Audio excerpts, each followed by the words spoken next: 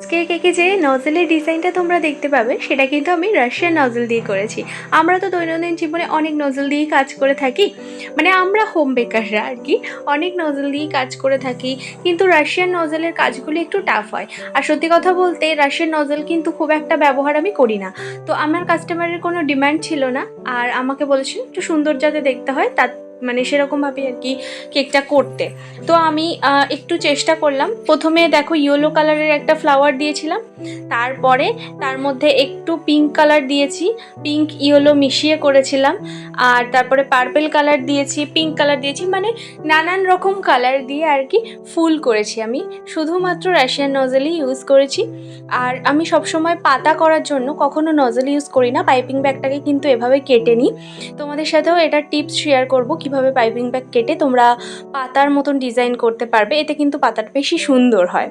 আর কিছু white pearl বল দিয়েছি, এটা দিয়েও কিন্তু কেকটা বেশ সুন্দর লাগছিল। আর কালারফুল কেকের মধ্যে এই ব্ল্যাক কালারের বার্থডেটা একটা কিন্তু খুব মানাচ্ছিল। সেই কেকটা কেমন লাগলো জানিও, আমার চ্যানেলটা তাড়াতাড়ি সাবস্ক্রাইব করো। টাটা।